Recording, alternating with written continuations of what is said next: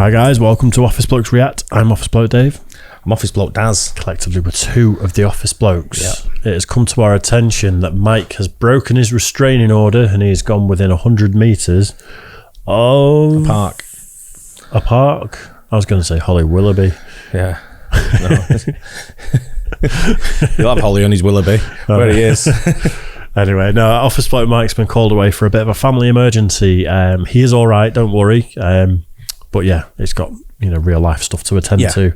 Yeah. So that takes precedence over all list that we do. He will be back soon. 10 things you didn't know about Shaquille O'Neal. Interesting to know. What do you know about Shaquille O'Neal? What do any of us really know he's about a giant. Anyone? He is a giant, isn't he? And he plays basketball. And he played for quite a few different teams. I can name a few, but not many. Right. That he played for. So if you keep saying things you do know for the next couple of hours, we'll narrow down the things we don't know about him, and then we can maybe come to... He was over 7 foot. Yeah. Yeah. That's true. He's loves Charles Barkley. Yeah. Funny on that inside the NBA. I like that. Yeah, we've not done that for a while, actually. It's funny. Yeah. You know what? We'll just get into it and we can find out 10 things you didn't know. Do you know who that is? I know it's not Shaquille O'Neal. Right, but do you know who it is, just out of interest? I don't want to guess, but I do recognise his face. Go on, have a guess. I'm always wrong and then people have a go at me. No. It's one of the most iconic sportsmen of all time. Go on. Think logos. I want to say Michael Jordan. That's who it is. But I just, whenever I get something like that wrong, I get brutalised in the comments section. That's why I was teeing you up. Yeah. I thought you were going to say it was Kevin Hart. No. It's Mark Norman, isn't it? No, I did think it was Michael Jordan, but again, whenever I guess at something on this channel or do an educated guess, I get it wrong and then he didn't know anything, blah, blah, blah. Shut up. Anyway, 10 things you didn't know about Shaquille O'Neal. Let's do it. Other than Michael Jordan, there is no other retired NBA player as famous as Shaquille O'Neal. Even 10 years after his basketball career ended, Shaq remains in the public eye through TV appearances, commercials, music, and various business ventures. His larger-than-life personality goes hand in hand with his enormous stature, and that's why Shaq became one of the most popular athletes in the history of sports. Even though you probably know a lot about Shaq already, here are 10 lesser-known facts about the 4-time NBA champion and one of the most dominant players who ever played. Shaq is in law enforcement. Shaq always had huge respect. That's who I was trying to think of the other day when we did that Steven Seagal one. Yeah. And I was saying, is he a cop? Yeah. It's Shaq that I was thinking of. Easily confused, Steven Seagal. Which one's Shaq there? He's the guy on the left. You imagine getting pulled over by Shaq. Imagine getting pulled off by Shaq, even worse. Jesus. I've heard he's very gentle. Law enforcement. 2 of his uncles were police officers, and it has always been a dream of his to suit up in a police uniform. It just happened to be that he grew up a 7-footer who could suit up in various NBA jerseys instead. But after he was done playing, he revived his interest in joining law enforcement. He became a deputy sheriff in Georgia and Florida because he spends most of his time in Atlanta working for TNT, and Orlando, where he resides in a 70,000 square feet mansion. House. He publicly said he plans to run for sheriff in either county once his TNT career is over. But if you want to take a look at Shaq in a police uniform before then, just turn on Grown Ups 2, where O'Neal plays a police officer alongside Adam Sandler. Shaq's biological father abandoned him. Shaq's song, Biological Didn't Bother, on his second album was an ode to Sergeant Philip Harrison, who raised Shaq and who Shaq called his father. Based on CL Smooth's verse on Troy, Biological Didn't Bother was also sort of a diss track to his real dad and a way for young Shaquille to express his feelings. James Toney, Shaq's real dad, was convicted of drug addiction problems and was sentenced to jail when Shaq was an infant. Once he got out, Toney elected not to reconnect with Shaq, and the NBA legend never met his father until he was 44. Used to be a boxer called James Toney. He said that and I was like, hang on a minute.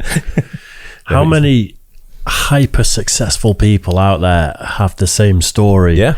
And then there's instances of when they're a successful adult, the dad comes back and it's like, I just feel like reconnecting with my multi-millionaire son who I've not seen since he was 2 years old. Or you wouldn't, whatever. would you? You can fuck right off. No. His real dad is the guy who raised him. Absolutely. He said. Absolutely. But I bet he's in the bar though. His real dad just talking to everyone, going, "My son's Shaquille O'Neal," and everyone's like, "There's my boy," pointing to the TV. Go on, son. Go on, son. Holding his whiskey like just. finally reconciled in 2016 and met in a restaurant Shaq often ate in, which coincidentally happened to be below Tony's apartment. O'Neal forgave his dad and said that he doesn't judge him. Even though they don't see each other that often, Shaq and his biological father now speak on the phone from time to time, and Tony has also met his grandchildren. Has a business. It is good that he forgave him. Yeah. I know we're roasting him there, and I think you should bring up your kids. I think that's a prerequisite of having That's kids. the tough times is bringing them up. Yeah, precisely. You know what I mean? Yeah, you don't just turn up when they're an adult and go, Correct. do you fancy a pint? Yeah. But yeah, it's good that they're reconciled, because those sort of latent issues for people can cause issues later in life, can't they? Empire. Along with Jordan, Magic, and now LeBron, Shaq is the wealthiest NBA player ever. With $286 million, he is fourth all-time earner in NBA salary. But that's just a fraction of what he's earned off the court. Shaq describes himself as a master marketer, and he's never seen a commercial pitch he didn't like. Shaq endorses so many products that it would almost be easier to list the ones he is not involved with. Apart from marketing endeavors, Shaq's curious mind and tech savviness made him an extremely successful investor as well. He has been an early investor in Google, Apple, esports, as well as some food chains like Krispy Kreme and Papa John's. Then there is his career in entertainment and show business, where Shaq did almost everything a person can do, from talking basketball with Ernie, Kinney, and Chuck to acting, rapping, DJing, and producing. He also drove undercover Lyft, orchestrated a classical concert, and boxed 5 rounds with Oscar de la Hoya. Big Diesel is also an owner of many business ventures. He owns several hundred restaurants, gyms, car washes, and other franchises, including minority ownership of Sacramento Kings, despite famously calling them queens in his playing days. By saving and investing 75% of his income, Shaq is now earning more than he ever did as a player. Shaq spent his first... Fair play. I know Love that. I know they're always nonsense when they say net worth of celebrities. Like I've heard a few people recently talk about it where their net worth is 50 million. Yeah. And they're like, no, it is not. It is nowhere near that. I'd love to know what he is actually worth, because with hundreds of restaurants alone, and you forget all of the brand endorsements and the TV work and just everything. He's coining it big time. What a guy. I mean, he's obviously a very, very sort of astute businessman. Of course he is. Well, you know what it is? He's branded himself very well. We spoke about this yesterday with Mr. T. You know, we were talking about Mr. T, and he's very, Mr. T did it in the 70s and 80s. Sort of thing, whereas Shaq's done it in the modern day, the crossover into the digital age. He's sort of like come through with it all and done it right. And he's invested his money, which he's been paid a lot of money for, to play the sport he was good at. And he's gone out and done the right thing. He must have had some smart people around him. Absolutely, because you see a lot of athletes that make an absolute fortune that don't have smart people around them, and they're just they lose it quite quick, don't they? Good on him. In under an hour. Shaq's family didn't have a lot of money when he was growing up, but that changed when O'Neal was drafted #1 overall in 1992. Shaq's rookie salary was $3 million before taxes, and Shaq managed to spend nearly half within 24 hours of his first check from the Magic. As soon as the money landed on his account, Shaq went to a Mercedes dealership and bought a $150,000 black Mercedes with some big rims on that thing. When he got home, his father asked him, "Okay, but where's mine?" So Shaq and Sarge Harrison drove the Mercedes back to the dealership and came back with 2 of a kind. After another car for his mom, some clothes, electronics, and gifts, Shaq was $80,000 in debt. After a call from the bank explaining that he had spent almost half of his rookie salary in one day, Shaq sobered up and started taking his finances seriously. Shaq was recruited by LSU at age 13 when mistaken for a soldier. If you see someone who is 6'8" and wearing size 17 sneakers, it's hard to imagine that they are only 13 years of age. However, that's precisely what happened in Shaq's case, who was mistaken for an Army recruit by Dale Brown. Brown was a basketball coach for LSU, where he coached for 25 years. He was putting on a coaching clinic in Wildfleck in West Germany, where the 13-year-old Shaq lived at the time because his father was Army stationed there. Due to his size, Brown assumed O'Neal was already in college, and Shaq had to explain that he's only 13. "You're 13? Take me to your father immediately," Dale Brown said. After he spoke to Shaq's family, he offered him a scholarship on the spot. 5 years after, Shaq became a Tiger, where he would spend 3 years playing for Coach Brown. Shaq has a platinum rap album. 13 years old. It's mind-boggling, isn't it? I knew a guy once that grew a full beard at 13, but he wasn't tall, but it was still enough that you're 13 years old. I got a beard when I was about 14. Really? Maybe even earlier. Maybe it was full beard like this. Wow. Yeah, wasn't grey though. Black then. Did I see in the thing before when he's a co-owner of Sacramento Kings? Yeah. Did I see something where he was holding a shirt, or did I imagine it where it was called Sacramento? I don't know. I've not. That doesn't ring a bell for me. I thought I'd seen something. I might be wrong, but I thought I'd seen. But what a cool name! It seems like something he'd do. Sacramento Kings. Yeah, Change the name. Yeah, change the name. Yeah, from Sacramento to Sacramento.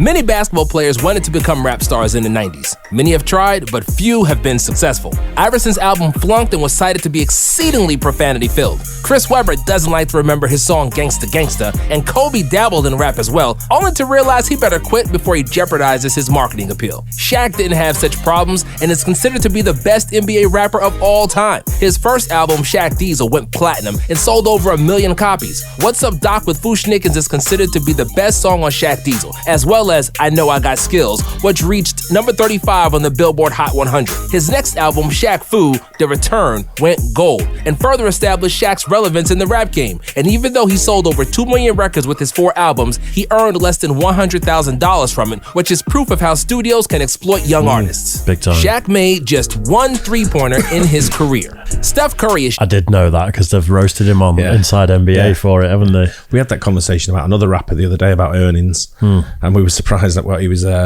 getting paid for such a big name. There's a few videos of like the downfall, that Sunny V2 channel that I told you about, and they've done Little Xan, which was one of the first people we reacted to, and how he went broke, and it's quite a lot of that sort of stuff, musicians that are just, you think they're raking in the millions, but what essentially a record deal is just a loan, and then you've got to pay back all costs before you start making any money, and it's a proper racket. Favorite current NBA player for the fact that he is fearless despite his small stature and because he's the best shooter in history, the only basketball skill Shaq never possessed. Big fella was a notoriously bad free throw shooter with just 52% success rate from the line. O'Neal only hit 1 3 in his career, which was a half-court heave in his final season in Orlando. Shaq is just 1 for 22 behind the arc for his career. The NBA had to change the rules for backboards because of him. There is a 2-man conversation when the topic of the most dominant NBA big man comes around. Some people believe that's Wilt Chamberlain, and others say it's Shaq. I lean toward Shaq in that discussion simply because he attacked the rim like he had some kind of personal vendetta towards it. Wilt liked to use finger rolls and hook shots and didn't use his strength as much as he could have, which we talked about in our video on him. In Kobe's words, Shaq had a lot of dog in him and was vicious on the court. When he sensed he's better than somebody, he wanted to humiliate and abuse that player and would often dunk people to the ground. And this kind of brute force was too much for NBA backboards, which were constructed for tall, heavy men leaning onto them. But nobody tested their endurance as Shaq did. After he broke his second backboard in his rookie year, NBA was forced to enhance the rims and the stanchions that supported them, just for Shaq and his Shaq attack. And if you're wondering how many rims did he break during his entire career, the answer is 19. And the evidence lies in his backyard, where Shaq has a tree of broken backboards. It's his unofficial trophy as the most dominant man who ever played. That is a statue to have in your garden. Yeah, isn't it? What a cool thing. I imagine Giannis might catch him up by the sounds of what we've seen. Well, if they've reinforced the backboard now and stuff, he's probably not broken any. No, that's what I'm saying. I'm not talking about that. I'm talking about being that big man. Oh, right, being a big man, But I mean, Shaq's jacked, isn't he? Well, Giannis has got that same sort of like, he's getting there. He's only 27, so. He looks leaner. Yeah. Well, I think that's more, I don't know. We'll see. Time will tell on that one, I think, won't it? Yeah. Has a doctoral degree. Shaq goes by many names. In Orlando, he was Superman. As a rapper, he became Shaq Diesel and Shaq Fu. In La La, he wanted to be called the Big Aristotle, followed by the Big Cactus when he played in the deserts of Arizona, and then the Big Shamrock when he wore the Celtics green. There were many others as well, but nothing pleases Shaq more than people calling him Dr. O'Neal. Shaq received his doctorate from Barry University in Miami in 2012, where he finished their organizational learning and leadership program, mostly through online classes. His doctoral dissertation focused on how CEOs and business leaders use humor in the workplace, which is a topic very close to Shaq, an owner of many businesses that also happens to be the biggest kid in the world. Shaq recruited Penny Hardaway while filming Blue Chips. Blue Chips is one of the best basketball movies ever. It starred 3-time Oscar nominee Nick Nolte as a college basketball coach who tried to recruit some blue chip prospects for his struggling team. Shaq starred as Neon Boudeau, and Penny Hardaway was Butch McRae. And the movie featured a dozen prominent basketball figures, such as Larry Bird, Kevin Garnett, Bob Cousy, and others. Blue Chips is highly regarded for its basketball scenes, and it was because the producers wanted to cast real ball players. After Shaq became the first pick of the draft in the NBA, he became the first pick to play Neon in the movie. He said yes, and it was on the set of the film he met Penny Hardaway, who was a player for the University of Memphis and preparing to go in the next year's draft. O'Neal first thought Penny was an actor, but soon realized that's not the case. Impressed by Penny's skills, the two became friends, and Shaq lobbied for Orlando's management to draft Hardaway in the '93 draft. His wish was granted, and Magic traded for Hardaway on draft night, and the duo went to the '95 NBA Finals together. Wow. Nice. I like that channel. First time we've watched that channel, isn't it? I don't think so. I think we may have done one before. Oh yeah, I liked it though. Either way, pop sub on there. Yeah, yeah. He's just an all around like superstar, isn't he? Megastar. Yeah. Didn't even touch on like Shaq's 5-minute funnies and all the comedy stuff that he's done. Because he's into comedy quite a bit, isn't he? Huge. Yeah. He touched on it a little bit there when he said, CEOs, his dissertation was done on CEOs comedy around the workplace. Yeah. But I mean, that was full blown. It was him putting on huge comedy nights where it was selling out, tens of thousands of tickets, wasn't it? But I suppose that's a drop in the ocean compared to some of the stuff he's done, investing in Google and Apple and things like that. Shaq wouldn't just be a drop in the ocean, would he? No, tsunami. But he's just, for me, he's one of them people that you just look at and you just think, the impression he'd have on kids growing up, and huge, the impression he'd have on people trying to be a basketball player or a businessman or whatever it may be. He's someone people can look up to, literally. I mean, you think about his story where didn't know his biological dad. Didn't grow up with much as a kid, and then what he's actually made himself into, and it's not like he was just awarded a doctorate without doing any work. A lot of people get the awards from universities and stuff. He's obviously put in the work and he's got the drive. Yeah, he's a top guy. Really is. Nice. Enjoyed that. Hope you guys enjoyed it too. Don't forget, like and subscribe. Hit the bell, please, for the get the notifications. Know when we're putting our 3 videos out per day. And we'll catch you on the next one. Cheers, guys. Cheers.